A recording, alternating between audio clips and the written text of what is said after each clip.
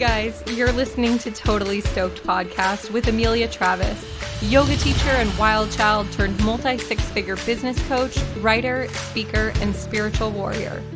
Totally Stoked is an experiment in radical honesty. On this show, there's only two rules: show up and tell the truth. Each week, we share uncensored, truth-telling, shame-busting conversations with thought leaders, entrepreneurs, visionaries, and modern-day mystics, revealing their Rise to Thrive stories, current challenges, and sharing their most powerful tools for awakening, growth, and well-being. This is your place to let down your guard, open your heart, and remember that being human is a crazy, wild ride, but you don't have to do it alone. So buckle up, baby, because we're heading full speed ahead to radical self-love and a totally stoked life. Are you ready? Let's dive in. Welcome back, friends, to another episode of Totally Stoked Podcast with your girl, Amelia Travis.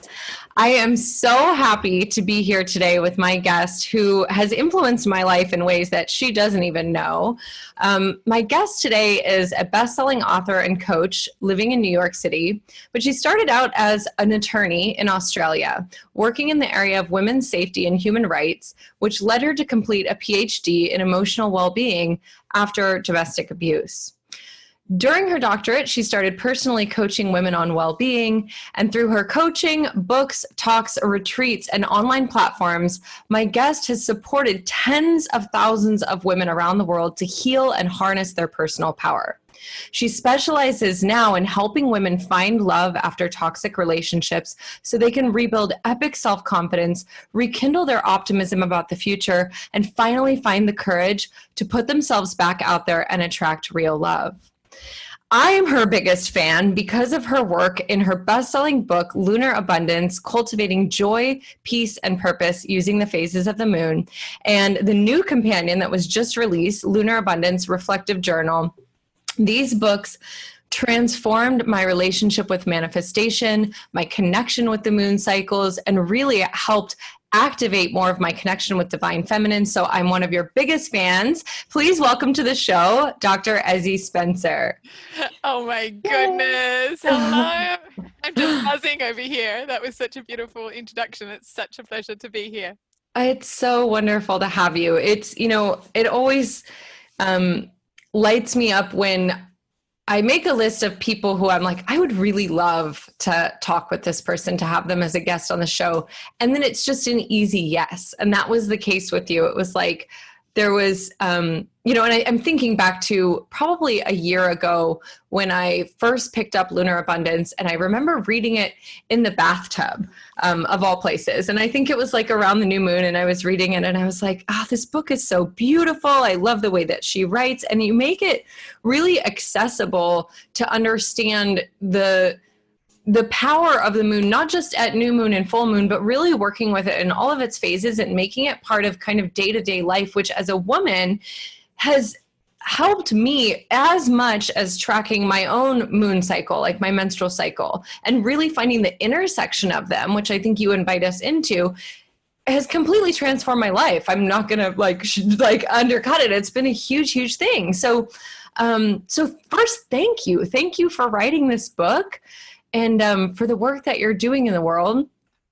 And I'd love to hear a little bit about you for anyone who may not know you. That bio introduced a little bit, but really, how did you get here? How did you get to being this moon goddess and now love and relationship expert? Who are you, Dr. Ezzie, magical moon goddess?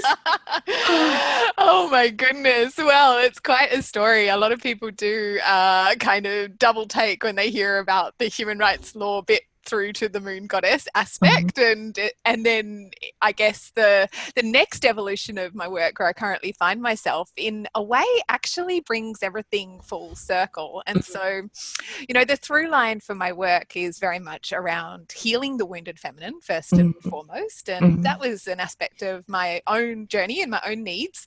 But then also really stepping into a place of transformation and power into, what can the feminine really look like when it is flourishing and alive and activated. And so that's very much my has been, my personal exploration in life, and it is what has brought all of my work full circle. So I mean, I started out as a very magical child. I was highly sensitive, highly empathic. I was very connected to the other realms, if you will. I would chat with the spirits and the fairies. And as soon as I started to talk when I was a little one, I would tell my parents all about my past lives and all my other families. And, they would think, what is going on? I was growing up in suburban Australia. And so I was a little bit of a weird child to them, but they sort of loved me and indulged me in their own way.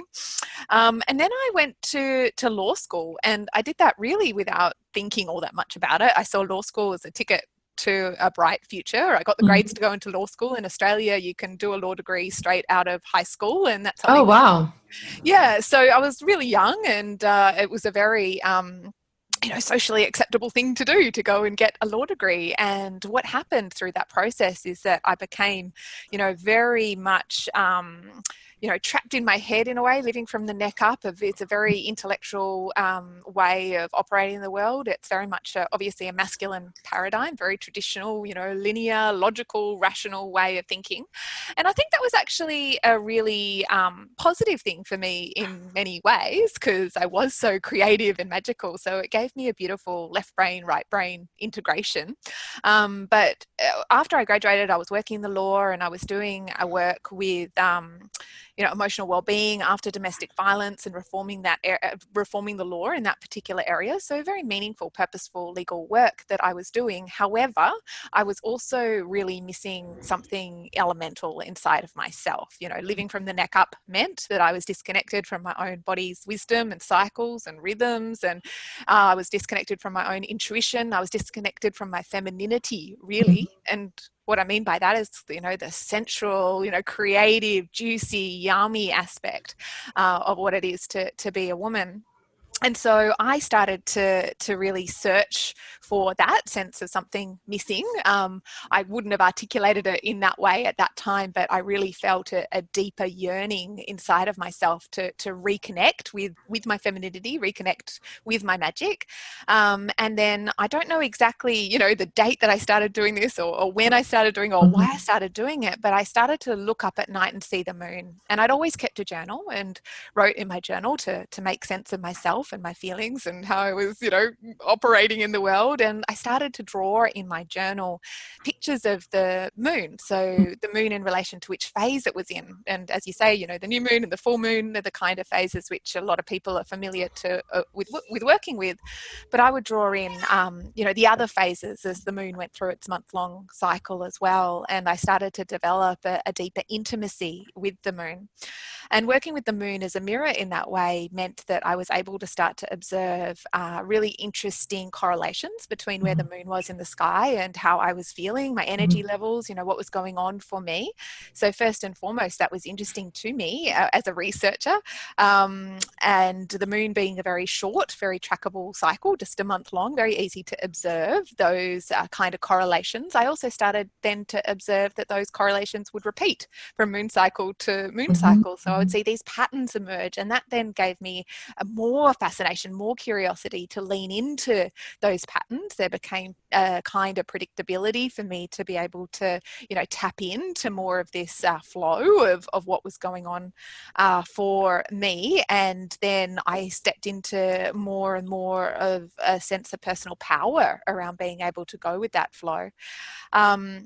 And so, cut a long story short, I started to talk about it. I was very passionate about it. People started to assume this is my job. It turned from being a bit of a passion project into a global coaching business. I've now worked with tens of thousands of women around the world. That all happened very organically, because the more and more that I leaned into talking about this, the more that I found that it magically transformed my life. And I was able to start to see incredible results in my own life when I was able to honor, my own body's rhythm and flow know when I set intentions at the start of the moon cycle, and these are very somatic, feeling-based intentions, because the moon very much represents the feelings, the emotions, the subconscious, the feminine. As I started to reclaim these elements inside of myself, I was able to navigate life with a lot more purpose. I was able to really tap into that sense of joy and ease and flow, and open up that incredible magic.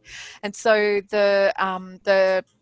I did this for many, many years, and traveled the world, and it turned into a book, and it turned into, all kinds of different magical expressions. Now a journal as well. Excuse me. But one of the things I also found is that I guess women's sense of disconnection with themselves, which led them to, work with the moon cycle, also really tended to then manifest in relationship to the other. So I think first and foremost, women wanted to connect with themselves and their own magic. And then what I found with my coaching clients is that this would also really show up in their personal relationships. And I did experience a lot of women coming to me who'd been very wounded in relationships, that experienced toxic, abusive relationships. And this of course was my first career, and this is how it all came full circle. And so instead of just looking at what goes wrong in relationships and how to help women recover and heal, I started to move into, well, what might go right, and how can we go through that process of really stepping into the positive in terms of that expression of ourselves as women in relationships. So that's the circle of the journey, and lots to dive into in all of the aspects there. I love that it's a circle, because I feel like as we work more and more with the feminine, you mentioned that it's not masculine, it's not linear, it's not this A to B dynamic. And I'm constantly saying this to women. It's like the feminine is a circle or a spiral even towards the center of ourselves. And I think that's so beautifully reflected in what you just shared. I know you said, so Lunar Abundance was published in 2017. Is that right? Was that its first publishing? Exactly. So it was published in Australia at the start of 2017, and then in the US in 2018. Okay, beautiful. So would you say that and I know you said you didn't know the exact timeline, but this hunger or this awakening of the feminine in you, when you started to learn to live from the neck down and wake that part of yourself up, can you approximate age range, like how old you were when that happened? Oh, good question. I was, I'd say I was in my mid-20s when I started to hear the whispers from the moon as my muse. And then I guess the awakening process is something which accelerated throughout the rest of my 20s, and especially started to uncork, I suppose, as I entered my 30s. I feel the reason I ask is that it was my 33rd birthday that I feel like I had profound feminine awakening is the best way that I can put it. And really different from your story, but similar in many ways, had been living from the neck up. And it was like, as I set the intention for my 33rd birthday to integrate, without even really knowing what that meant, but I wanted to integrate the masculine and feminine in my life. And that was with an intention towards healing. And what happened was, on my 33rd birthday, I was at a women's gathering and outside around a bonfire and singing and playing drums and looking up at, it was a full moon that weekend, and put my hands on the earth. And it was all of a sudden, like I just started crying and just woke up to having forgotten her, was the way that I felt. It was like, I have forgotten you. And I was speaking to the earth and to the moon at the same time. And also, of course, to the feminine in myself. And so I think it's very interesting to just observe, because, as you said, you were really intuitive and aware as a child, but then conditioned by society and our upbringing, which, does tend to be governed by patriarchal influence, to disconnect, right? And then I feel like there's a coming home to ourselves, or remembering, and maybe it happens around Saturn's return, 27, 28 really starts to kind of turn on. But I see so much with women who are in that like 27 to 35 of just all of a sudden, hello, feminine, you know what I mean? And we're like, wait a minute, like, where have you been? And also, I'm glad you're here and we've got work to do, you know? So I wanted to backtrack and ask you, you know, this expression of healing the wounded feminine and living from the neck up, if you can speak to what are some of the ways that you could describe that to someone who's maybe trying to self-identify in it, or maybe doesn't even know yet to self-identify that they could have more connection with the feminine. What are some of the ways that that the wounded feminine expresses itself in our lives? Well, one of the very common ways I feel like the sort of the masculine, if you will, and appreciate, of course, not about gender, it's more about these, you know, different aspects inside of ourselves. But one of the ways that the masculine can take over and perhaps allow the feminine to stay underexpressed is by getting very much caught in the doing mode. So really hustling and pushing and striving and going all of the time, getting trapped in one's thoughts and to-do lists and negative self-talk, or even, you know, positive self-talk. I mean, that's positive self-talk is great, but it's still really a thinking mechanism. And so that's some of the ways that the feminine can be underexpressed, which often then points to a kind of wounding in the feminine. And what that actually can look like when the feminine is in a place of full expression is being okay with being. So not necessarily needing to have a structure or a plan or, again, an endless to-do list, and not needing to fill up your life constantly with things to be achieving, but then also not distracting yourself, right? With being, you know, on the phone and scrolling through Instagram. There's a million and one ways that we can distract ourselves. We can even distract ourselves through work, as well, you know, through food, through a million and one ways again. And some of those ways are just so socially acceptable that we don't even necessarily see them. But that's oftentimes a symptom of the wounded feminine, when we're not able to just have blank, unstructured space and to be okay with ourselves and to be okay with the being, to be okay with the reflecting, to be okay with the restoring, to be okay with the feeling. And a lot of the time that's because when we do stop and pause and draw back and just allow ourselves to, you know, even just have a bath, and not by bringing in, you know, a book or, God forbid, you know, the phone into the bathtub with us, then just really allowing ourselves to be, then what hasn't been felt then has an opportunity to bubble up to the surface. And if we're not really familiar with feeling our feelings, because we're much more in the habit or the pattern of numbing out or disassociating from what it is that we feel, again, in very, very socially acceptable ways. So this is often a blind spot. That, you know, we can then be in a state of real overwhelm when we start to feel anything at all. So when we do pause and we do stop, there can be a real sense of ick or discomfort with allowing ourselves to feel, when we don't have the ability to, or we don't have the practice by just allowing ourselves to feel whatever is there, and then have the skill set to be able to transmute whatever it is that we are feeling. And we all have tremendous abilities to be able to change state, you know, to be able to go into anything that comes up, pain or sadness or even anger or frustration. We've got an incredible ability, once we have the skill set and the practice, to be able to feel those feelings, but then be able to turn it around and to be able to move into more elevated or pleasant emotional states. And so that's, again, an expression of the transformative power of the feminine, the ability to change those emotional states. But we need to be able to get to step one, which is just to pause, just to create space, and just to allow ourselves to feel in the first instance. Thank you for that. One of the things I really appreciated about Lunar Abundance is that you go into that book into discussing all of the different cycles of the moon and their corresponding yin or yang energy, right? So I like that you clarified when we say masculine and feminine, we're really not talking about gender. We're talking about polarities that exist in all things. They exist in us as human beings. They also exist in nature.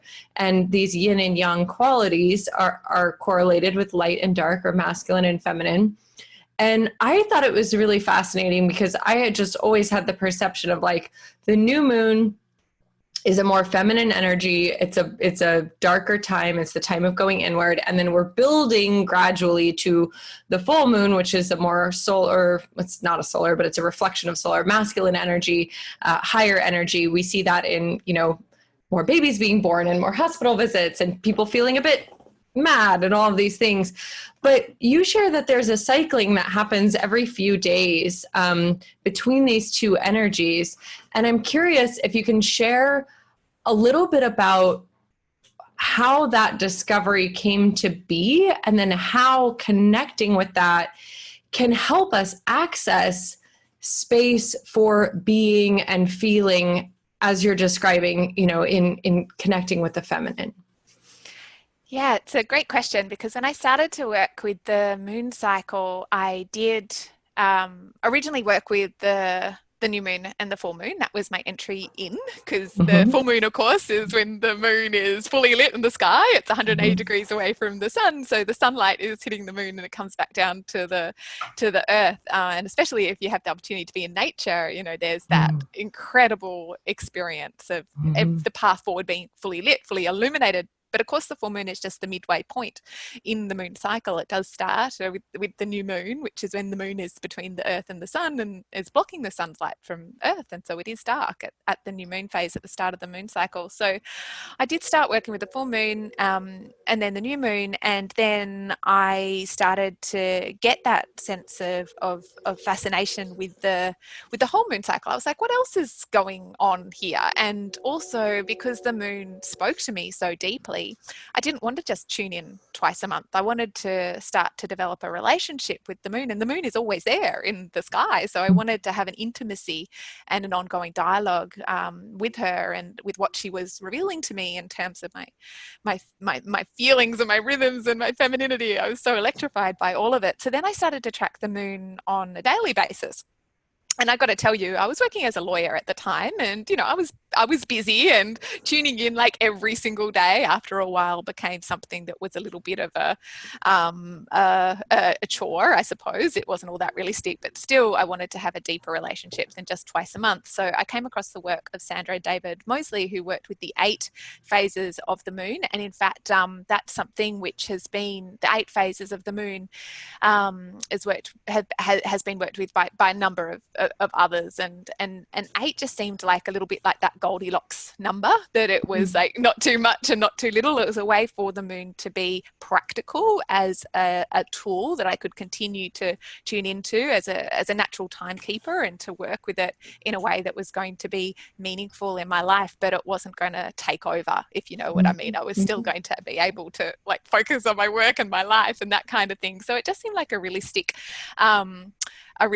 number to tune into those 8 moon phases. And then and I certainly wasn't the first person to do that. Many before me had done that as well. And then in terms then of going into the alternating yin and yang phases, or the being and the doing phases of the moon, again, that came from my real need to start to tap into the feminine, which was absolutely repressed, and it had that wounding, and I was disconnected from it myself at that time. But then I also didn't want to lose connection with the masculine, right? Like the masculine was we need it. Yeah, we need it. We're not going to get anything done without it. Yeah. Exactly. So it wasn't all or nothing. Working with the alternating moon phases in that particular way was, again, a way for me to find harmony, balance, and integration in a very practical way that could work in my life. And so yin and yang, or the being and the doing, they're all relative. And so it's like, you can imagine if you have a person who's 6 foot tall standing next to a person who's 5 foot tall, the person who's 5 foot tall is going to be short relative to the person who's 6 foot tall. But you put a 7 foot tall person next to the person who's 6 foot tall, and they're going to seem short compared to the person who's 7 foot tall. Means is that if you're just working with the new moon and the full moon, then relative, to each other, one's going to be, more masculine, more feminine than the other, right? But if you're working with the 8-phase cycle, then you've got more variables in the mix. And so in that particular case, that's why both the new moon and the full moon is young in the lunar abundance system. And so the real benefit that I found in working with the yin and the yang phases, or the being and the doing phases, in this particular way was that it really allowed me to start to have a rhythm in my life that made sense for me. And so the phases come in pairs. So the first of the 8 moon phases, of course, is the new moon phase. At the start of the moon cycle, that's the yang phase. The second phase, crescent moon phase, second in the cycle, is a yin phase. And so it goes yang and then yin, or doing phase and then being phase. And then the third phase, the first quarter moon phase, is a yang phase, or a doing phase. And then the next phase, the gibbous moon phase, is another yin phase, another being phase. And so it goes on throughout the moon cycle like that. And I've got a chapter in my book on each one of these phases. If you're just going, oh gosh, what is she talking about? I'm getting lost already. Well, when I first read this, this is like, I don't know if this is embarrassing or not, but I took my regular planner and I tried to write yin, yang, I tried to map out the whole moon cycle and tell myself which ones they were going to be, because I just felt like, okay, this is how I'm going to give myself permission to relax or to slow down. And I'll be honest, that didn't last. Thank God you made the journal, so I didn't have to keep writing it in my planner, because I think I did it for 2 moon cycles, 2 months. And then I couldn't calculate whether it was 2 days or 3 days or 1.75 days and I was just this is too difficult. So I'm just going to tune into how I'm feeling instead of trying to accurately map it out. But I thought it was really, I think the permission that it gave was the most important takeaway for me. And also to reframe my perception of the energetic influence of the moon, so that it wasn't I was expecting myself to always be moving from a low energy to a high energy back to a low energy, which was my previous conception of how that would work. And then, as I said earlier, I bleed on the full moon pretty much like clockwork. And so there was this interesting awareness that dawned on me, is okay, it's not just what she's doing, because I also have a moon cycle in me. So it's really for me, it was this process of looking at the intersection of these 2 different moon cycles, and then drawing a deeper understanding of, and again, that permission of being where I was, understanding that intersection.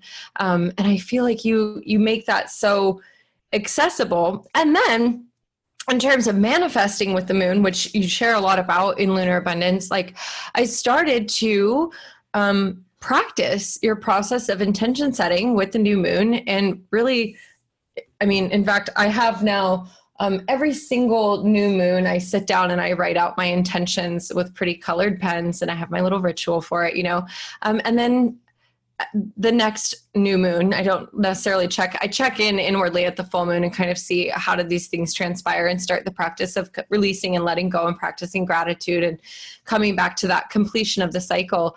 But it is incredible, Ezzie, the things that manifested in my life and the things that started to unfold. And just as you shared that, it was your own passion for the moon that really transformed your life, as you leaned into this passion and you started sharing about it and just talking about what you were most excited about. It transformed your professional life, and you wrote a book and garnered, a little bit of notoriety or fame around it. And it was your process of setting these somatic intentions that are really feeling and emotion based, again, I think is different from what many people confuse with setting intentions is setting goals, right? It's and then they go with the specific, measurable, attainable, relevant, time bound, the SMART goals. And it's this is kind of a different a different thing. And I'd love to share, like, your process of somatic intention setting actually led me to develop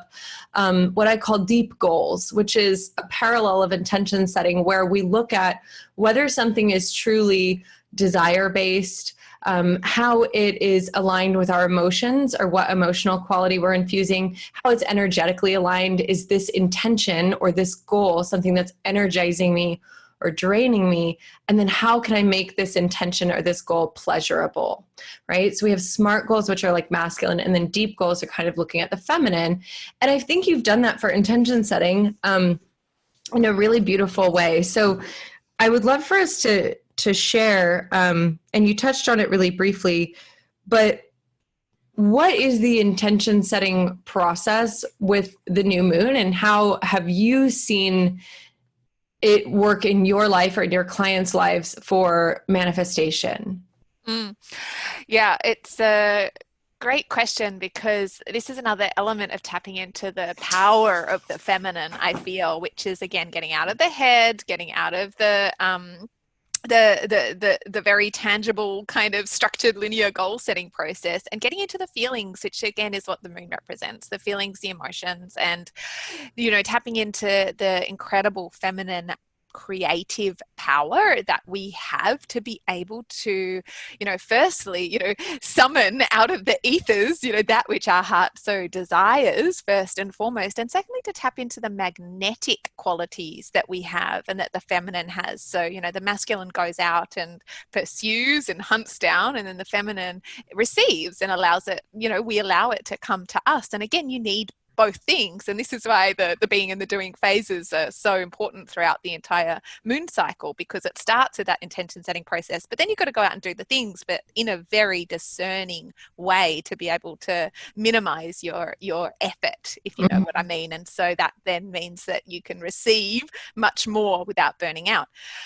So the intention setting process is, again, you know, these very somatic, meaning that it's very much connected to our feelings, the physical sensations in our bodies, and then connected, of course, to those elevated, pleasant emotional states. Again, that incredible transformative power that the feminine has to be able to transmute things such as fear, such as worry, such as doubt, such as contraction, you know, all of those things which are, you know, the normal part of the human condition, but we can really go through those, you know, see those as problems, air quotes, if you will, and we can see the cures as being these incredible, expansive, bright states on the other side of that. So we can really learn how to alchemize those feelings and those worries, those more unpleasant emotions, and expand them right out. And that's part of the Lunar Abundance intention setting process. And so super magical to do that at the new moon. And I've got, you know, a lot of resources, free resources on my site, as well as a lot in the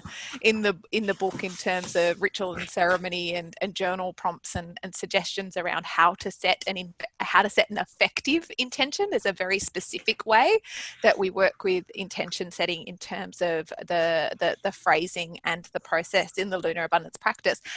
Then when you do it effectively and you really tune in to those physical sensations and the feelings, and you're able to connect with something that has you really light up and has you, you know, again, like feeling electric and vibrating and tapping into, you know, joy and gratitude, feeling like it's already coming towards you, that it's already real, giving yourself that cellular memory of what it feels like in order for you to be experiencing this in your life, to be worthy of being able to receive what you desire, and continuing to connect in with that physical sensation and feeling each day, then the magic can really and truly happen. And what I found when I first started working with the intention setting process is that my intentions were around much more tangible things, if you know what I mean. So by that, an example of that, I suppose, might be, I want a new apartment, or I want a new job, or I would like to grow my business and I'd like more clients, you know, to come into my life. And so I would, you know, set intentions which were more, you know, more related to very practical areas of my life, and they all came true. They really all came true, and again, with the least amount of effort and striving, you know, they'd flow to me and it felt good when it happened, and I was able to tap into those magnetic powers, which was fabulous. And then over time I started to become more interested in cultivating qualities. So what would it feel like to have more of a sense of kindness and courage, and to feel more of a sense of intimacy and connection in my life? And so I found that again, those types of qualities were able to be amplified through the experience. So that it runs the whole range of everything that you want to invite into your life, especially if you're not already experiencing it in your life. And I know a lot of people have used the Lunar Abundance practice to find their soulmates and have a child, and you know, the kind of things which again I think are very related to the feminine, to the feminine and the feminine powers. It seems to work extremely well in that kind of way. And I receive messages all the time from readers of the Lunar Abundance book saying, oh, you'd have no idea how much you've changed my life. But the overall quality, I think, of life, when you are able to really embrace more of a sense of trust in life, trust in your own power and trust in life to support you, and you're able to tap into those qualities of joy and ease and flow as you move through life, it really does put you in the power seat in your own life, in a way where you know that you're able to continue to shape the narrative of your own life's journey. And I think that's the really big takeaway from the Lunar Abundance practice, as well as fully living it and enjoying it in a fully expressed, embodied way as well. I agree with that. I think lately, as I've been journaling and deepening this walk with the feminine, one thing that keeps showing up in my writing is I trust myself. I trust myself so much more than I used to, and it's growing all the time. And that growth is coming from these very feminine practices. I'm in a process of what I would call awakening the priestess in my own life, which is something that even a few years ago, I would have been like, oh, the biggest eye roll in the world hearing someone say that. But it's been very interesting, because I think one of the things that can happen, especially in groups of women, is that it's not that one person has the answers or knows everything and there's like a conference of information, but rather that as we connect more with femininity and connect more with each other, there's this transmission or confluence of information that comes from the place of allowing and receiving and trusting that it will be, that what needs to be revealed will be revealed, that the healing that we need to receive will be received, that we may not think that we know on the cerebral level what the answer is or what's happening, but there's actually this other deeper knowing that's coming from, I don't know, the enteric nervous system or the cerebellum or you know, our energetic body, who knows, but it's coming from somewhere else that feels like more feminine. So I think, to everyone who's listening, if this is new to you, first of all, please hook yourself up with a copy of Lunar Abundance and the new Lunar Abundance Reflective Journal. If you want to get hooked up with a copy, come check out my Instagram. There might be a giveaway coming up. There will be. So, so I'd love to take that and then transition into, you know, your own process of like working with the moons and then coming full circle and now working with women really on a bigger scale, or maybe it's not necessarily bigger, but deeper, about connecting with themselves, their desires, and healing. It sounds like healing their relationships with themselves so that they can heal their relationship with other, right? So they can move forward. And I love that you said, approaching relationships not as like damage control or what we can fix, or what could go wrong in relationships, but also really looking at what can go right. And this is the work you're doing through Relove. Is that correct? Yeah, absolutely. So tell me a little bit about how the pivot happened and what's really lighting you up right now in working with women around love and relationships. And how good it can get. Oh, yes. Oh, my goodness. I mean, there's so much around this which has me, feeling like, it really sets my soul on fire at the moment. And I feel like you hit the nail on the head before when you spoke about the I guess the deeper level of the work. And so what I'm really enjoying now is going in to the depths of transformation with women. And I feel like the Lunar Abundance book had the breadth of a transformation where it went far and wide, and obviously the moon is there, it's in the sky, we can all work with it, and you know, the Lunar Abundance guidebook is a really fantastic guidebook for that. But one of the things that I found over and over with Lunar Abundance, I still get it now, is that you know, the instructions are there in the book, and it's really up to the individual as to how much they follow the instructions in the book. The more you're able to follow those instructions, then the better the results are that you're going to get. But in the area of relationships, which can be a real pointy edge, particularly if you've had an unhealthy cycle of relationships, is that sometimes there's so many levels of pain and resistance around even being able to you know, fully see and appreciate and then work through those instructions. And so this is where Relove is so exciting for me, because I work so deeply with women to help them to see and navigate their own blind spots around what's really holding them back from being able to go into those next levels of depth in terms of their embrace and love of themselves. Mm-hmm. And I help them to really dissolve deep you know, deeply set emotional static or emotional baggage around fully valuing themselves, fully knowing who they are first and foremost, and then being able to claim and embrace and love and value and, you know, fully celebrate and revel in all aspects of themselves. And sometimes the emotional baggage around that goes, you know, it can be certainly something that's been brought to the surface or kicked up if someone's had an unhealthy relationship dynamic in the past.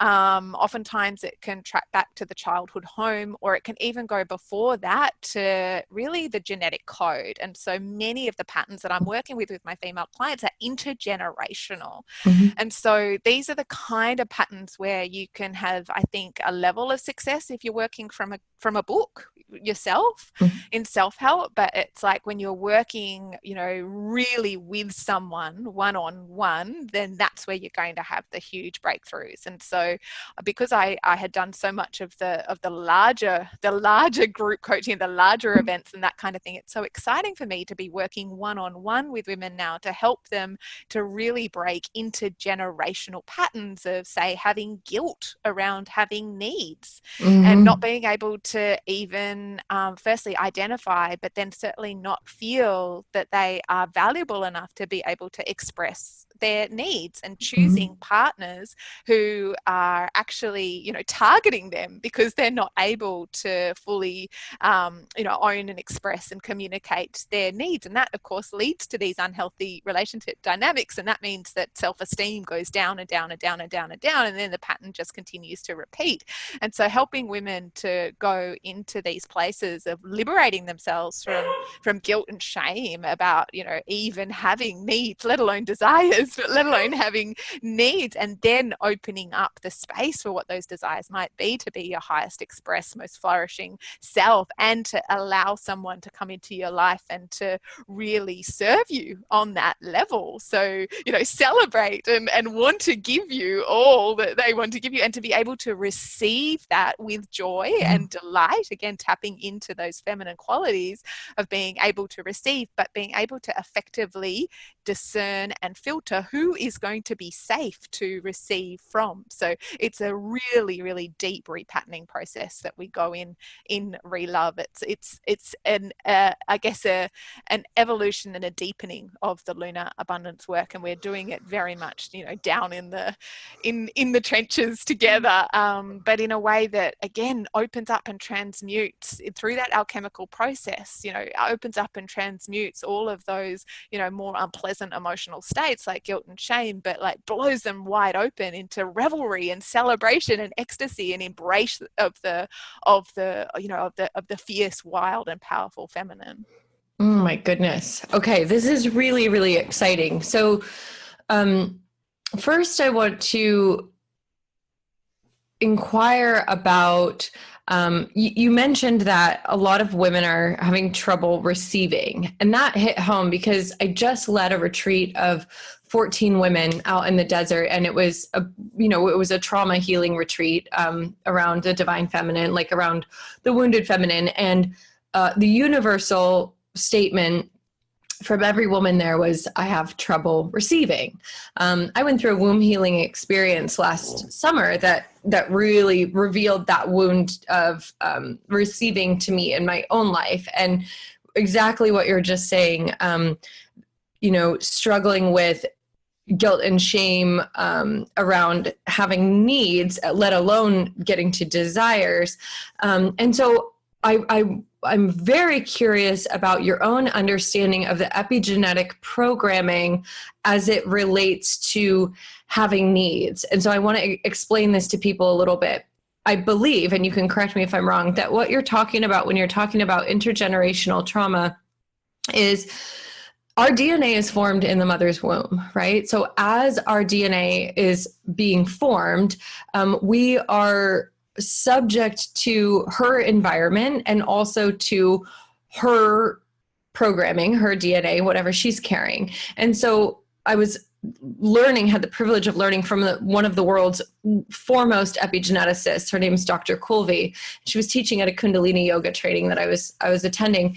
And the short of it was basically, whatever the circumstances are as you are gestating in the womb will determine the myelation of your genes, or kind of like a dimmer switch of your genes. And so, for example, if there's widespread starvation, as there was during a Dutch famine that happened, I think, back in the 50s, you're going to have myelation on the genes that code for obesity and for carrying fat. So you're going to be storing more fat more easily if there wasn't food while you were in the womb. Now, I want to bring this to emotional needs, and I'm just curious, and it's okay if it's not, steeped in research, but just in your own understanding and what you've witnessed, do you think that part of what's happening is that women are encoding in a difficulty or a resistance to receiving or to having needs because it was unsafe, or it felt unsafe for their mothers to be having needs or having desires while we were gestating? Is that kind of where you think it's coming from? Or if you could unpack that genetic component a little bit, I'd love to hear your thoughts. I mean, 100%. I feel like that it is often compounded by, it might be our mothers, it might also be the grandmothers, and then the great grandmothers, and then beyond that. I think that for so many of us and so many of the clients that I work with, there's almost this sense of like, cognitive dissonance, where there can be an intellectual understanding that someone is worthy of having needs, and yet there is something which is happening, and I believe it's happening on such a deep level. And yes, it could be the subconscious mind, and again, I believe it's actually happening at that genetic level. It's that deep, and there's an inability to even be able to see it, to feel it, to make any kind of sense of it, because it's at such odds with what someone intellectually knows, is true, or what should be playing out in their life. And so there's this incredible frustration for the women that I work with, which are like, why can't I work this out? Why is this so hard for me? And so, helping them to understand that it's really not their fault. It's really nothing wrong that they've done in their lives. As you say, this is part of their, they were born with this wounding, and this is not their wounding. This is something which they do have power, though, to learn how to step into something different. They can break this circuit in their own lives if they choose to, and if they choose to do the work. But one of the reasons why it's so hard to even see these patterns is because that they're embedded literally so deeply. It's a little bit like the fish swimming in water. It's like, what water are you talking about? Because if it's happened right back at that, the level of conception, then your cells have no other memory of anything else, which is how this recoding work can be so incredibly powerful. Now, this is another really interesting thing that happens once a woman starts to break these patterns in her life, not just like let go of this sense of guilt and shame around needs, but then really step into a sense sense of like, revelry and delight in their needs, and really finding as a result that they then become a lot more magnetic, to all kinds of opportunities, not just intimate romantic opportunities, although, that too, and that's the focus of the Relove program, but then suddenly their whole lives seem to open up. But it's also what happened in the families of the people that I work with, which I pay close attention to. This is why I think it's genetic, is because some of my clients have children, and they'll find that that their kids will, and especially their daughters, might start to have a different experience. Others might find that as they break the patterns, their siblings might also wake up. But here's the most interesting thing: it also seems to go up the family line. So and not just I just got chills all over my body. Exactly. It's like, how does this even work? And again, this is why I think it's genetic, because even the women clients that I'm talking to, they're not necessarily going home and having these conversations with their mothers about what they've done in Relove that week, but their mothers might out of the blue call them and say, hang on, I just had this realization, and talk about the chills, because that's the pattern that they've just broken in a coaching session. And I've had several clients have that experience, and that is again why I think that it's happening at the level of the DNA, and that you have the ability and the power as a woman to not just break these patterns for future generations, but actually have that healing potential for your entire family line.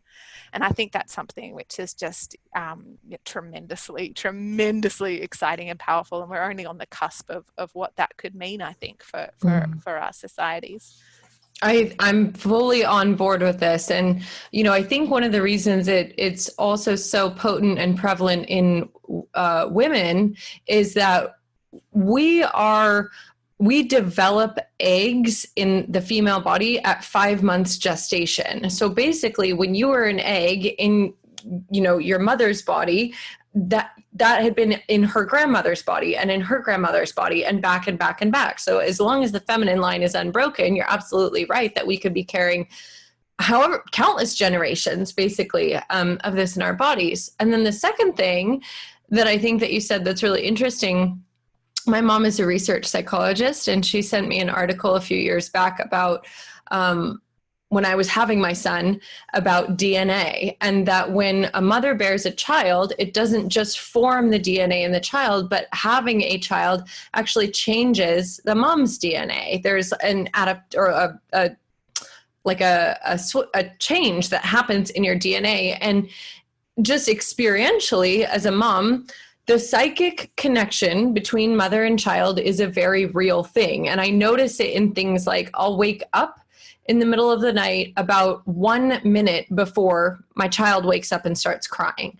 And I'm like, I was already awake. Great, here we go. And now it's to the point where I'll wake up and I know, I'm like, give it 1 minute and he's going to be awake and need me, right? So there's this connection that happens, which is why when you said it can go up the family line, to me that makes perfect sense, because if we're changing our cellular memory, or if we're changing our myelation of our genes or expression of our DNA, which is a dimmer switch, and it can be affected by meditation and it can be affected by these deep healing processes, then of course it's going to go up the chain through that connection to our moms.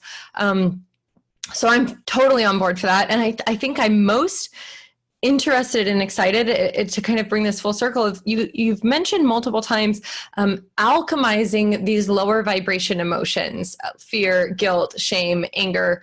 And I think I'm really drawn to try to unpack that a little bit more, because I think we often think about reframing them. I talk about emotions as teachers, but I'm very curious if you can give a layman's explanation of like, how can we take something like shame and transmute it?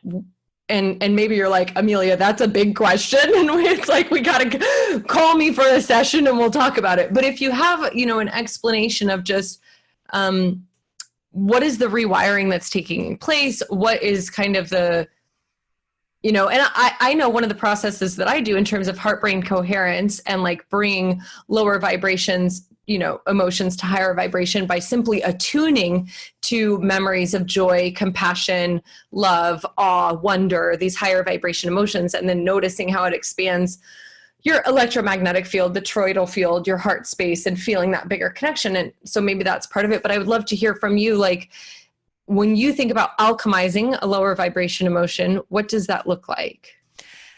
Yeah, it's a good question. And so the way that I approach it is to firstly embrace what's there, so if there's an experience of an unpleasant emotional state, it's not about pretending that it's not there, going, oh my God, like I'm just going to like flick the switch on this right away. I totally agree with you around emotions being teachers or messengers. But we don't need to sort of stay in the classroom with them. My experience is that we can get the memo and then move into a more pleasant experience, because I find that when we are in those more pleasant emotional states like joy and gratitude, firstly, life is just going to feel a lot easier. It's going to feel a lot friendlier. We're going to have more opportunities. We're going to be able to tap into those flow states. It's going to have positive impacts in terms of our physical health as well as our emotional and mental well-being. So the invitation I find is always to look at those unpleasant emotional experiences as signposts in a direction, but then take the path and go in the more pleasant direction. And so in terms of the actual process which I use, it's I think it's probably in the same wheelhouse of the heart-brain coherence. And the reason for that is because the way to transmute the emotions or alchemize the emotions in the relove practice, which is also an aspect of the deeper lunar abundance work, which I do in person, which is around, feeling, and we feel with the heart, so when we are in that state of feeling, and again, specifically talking about feeling here, feeling the physical sensations, like we're actually feeling, the physical feeling is coming through our physical heart. And so that the more that we are feeling, the more we're able to experience the physical sensations, the more that we are opening the heart. And then that alchemical process comes through having that open heart. And of course, then, when we have an open heart, that's where we come into the greater coherence with the brain and the heart state, when we tap into that parasympathetic nervous system, when we come into the body's natural healing response. And so a lot of the processes that I work with are around, really, working, with the vagal nerve toning, coming down into the subconscious mind.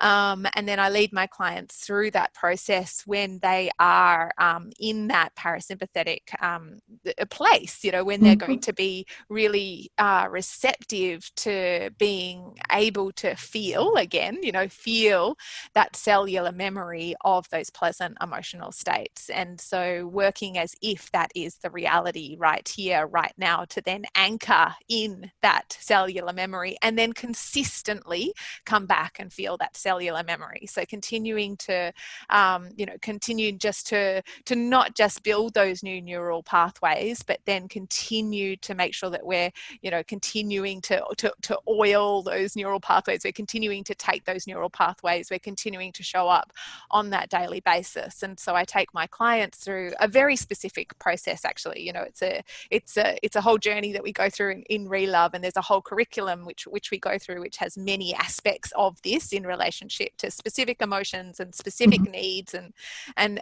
boundaries and desires, all kinds of those kind of things. But the real key thing is, firstly, that original process of laying down those new neural pathways, but then that consistency in returning to those new positive neural pathways and practicing, just like a muscle. It's like if you go to the gym once, you're not going to have like the banging body, sorry to say. And similarly, so like if you're not practicing this every single day, then you're going to slip back into fear and resistance and shame and worry, because those are the habitual patterns, like the habitual pathways, which have, again, you've been doing them your whole life, and probably, the generations before you do as well. So it does take a little bit of attention to be able to turn it around, but it can happen a lot faster when you know exactly what process to take, and then you show up every single day with that devotion to really starting to show up in a totally different way. And then when you're in that incredible high vibrational state, you are so incredibly magnetic to everything that you so desire. And if you've spelt all of that out with clarity, then it is inevitable that your life starts to turn around really quickly. Okay, so now they're going to be banging down your door. So listen, if you're listening to this and you're feeling those chills, or you're feeling the butterflies in your stomach, or you're feeling pulled forward and drawn to this and you want more, Dr. Ezzie has a free 45-minute video masterclass laying out 5 simple steps to help women break the cycle of toxic relationships, or any other kind of lower vibration thing that may be manifesting in your relationships. It's going to help you build self-confidence, rekindle your passion and optimism. And as she's saying, become more magnetic, and really give you a bigger understanding, or a greater understanding of what this relove process is, if you want to go deeper with her.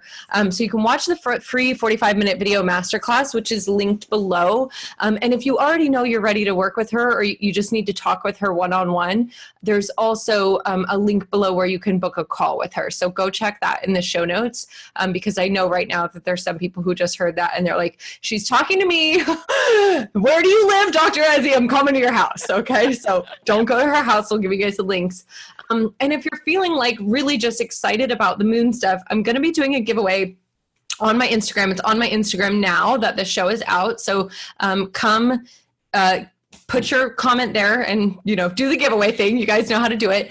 But if you're curious about the moon, we always do a book club. And so normally I would ask you what book you recommend, but this week I'm going to tell you guys what books we recommend.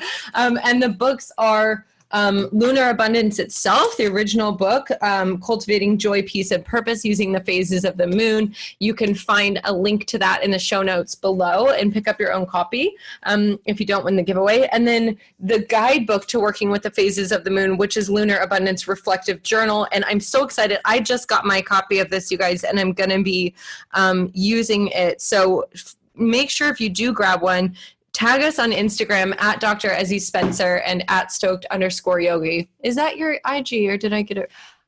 It's just Ezzie Spencer. Just Ezzie. Yeah. Okay. Easy, You don't have to call her doctor, just at Ezzie Spencer.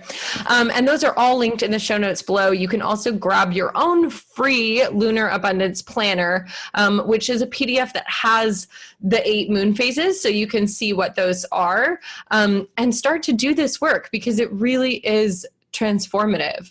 And then, where I'd love to leave them, Dr. Ezzie, is if you ran into one of us in an elevator or in the grocery store line, and you just had a minute or 2 minutes to give any wisdom, words of wisdom, a quote that inspires you, or just connecting from the heart, like what words of guidance or wisdom do you have for people who are feeling this call towards the feminine, or to heal their relationship with themselves and with others?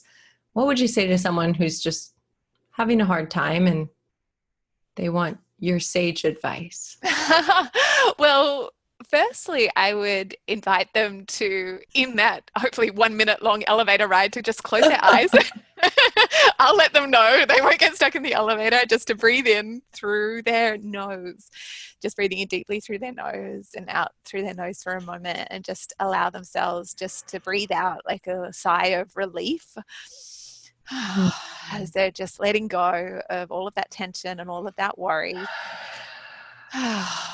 And then just to ask themselves, what is it that you need to tell yourself right now? And to even put one hand on your heart center and to allow yourself just to listen to the wisdom that your own heart has to offer you.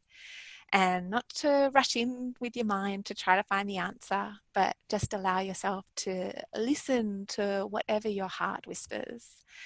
And then allow yourself to smile and to feel grateful that your heart has given you such deep wisdom. and that you have allowed yourself to hear your own inner voice and your own inner guidance, and to know that you are so safe and you are so loved, and you can absolutely trust in yourself.